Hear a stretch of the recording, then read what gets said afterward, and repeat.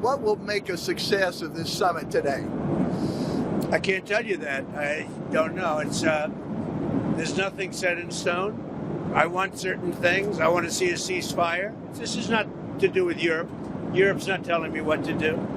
But they're going to be involved in the process, obviously, as will Zelensky. But I want to see a ceasefire rapidly. I don't know if it's going to be today, but I'm not going to be happy if it's not today.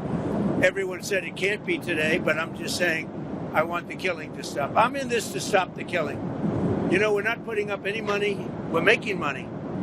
They're buying our weapons, and we're sending them to NATO, and NATO's sending us big, beautiful checks. But that I don't care about that. I care about it was a big factor when Biden spent $350 billion and got nothing.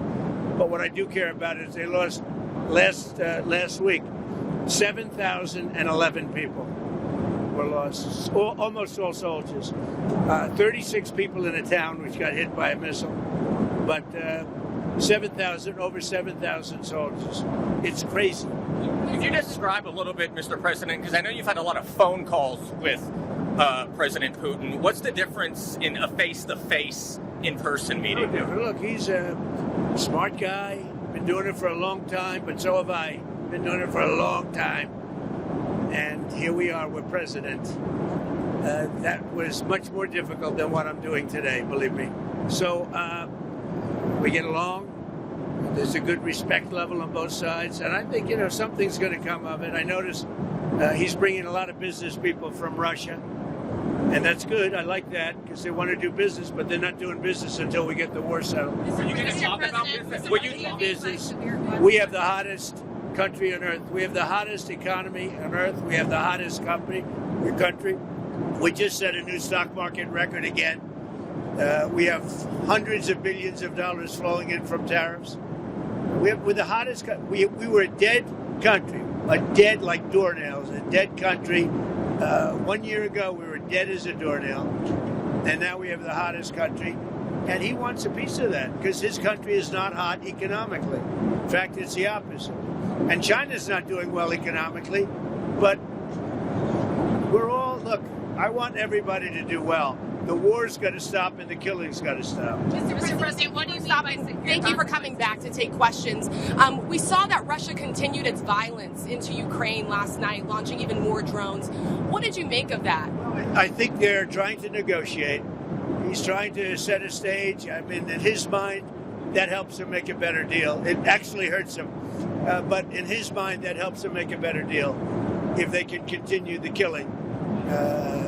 Maybe it's a part of the world. Maybe it's just his fabric, his genes, his genetics. But he thinks that makes him, gives him strength in negotiating. I think it hurts him, but I'll be talking to him about it later. It's on the table for discussions today, Mr. President. Are the territorial swaps on the table? Will you be discussing that? They'll be discussed, but I've got to let Ukraine make that decision. And I think they'll make a proper decision. But I'm not here to negotiate for Ukraine. I'm here to get them at a table. And I think you have two sides. Look, Vladimir Putin wanted to take all of Ukraine. If I wasn't president, he would right now be taking all of Ukraine. But he's not going to do it. Mr. President, what did you mean? Just one thing. What about the possibility of the United States providing security guarantees to Ukraine? Maybe. Along with Europe and other countries. Not in the form of NATO, because that's not going to, there are certain things that aren't going to happen. But, along with Europe, there's a possibility of that. Mr. President, mentioned the number of business people that President Putin is bringing along. Is that something that you want to discuss with President Putin at this meeting? If we make progress, I would discuss it, because that's one of the things that they would like. They'd like to get a piece of what I built in terms of the economy. Just so you know, we were a dead country with our economy. He wouldn't be interested. He wouldn't have been interested a year ago with the Biden economy. But he is interested in the Trump economy because wait till you see when those factories start opening up. We have hundreds of factories all over the country, and that includes auto factories, AI factories, and every other. They're all coming in because they want to beat the tariffs. Because if they open here, they don't have to pay tariffs. If they don't open here, they have to pay, in some cases, 200%, 300%. I haven't even set some of the tariffs yet. I'll be setting tariffs next week and the week after on steel and on, I would say, chips.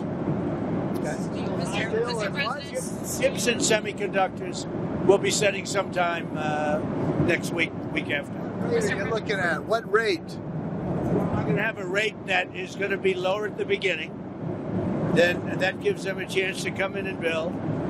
And very high after a certain period of time. And if they don't build here, they have to pay a very high tariff, which doesn't work, so they'll come and build. Mr. President, hi.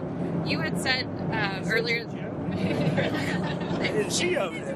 Isn't he a gentleman? He's helping me out. He's a very nice, he's one of the few nice ones, actually. You had said earlier this week that Putin would face severe consequences if you get the sense from him that he's not interested. What do you mean by that? Economically severe. Yes, it will be very severe. I'm not doing this for my health, okay? I don't need it.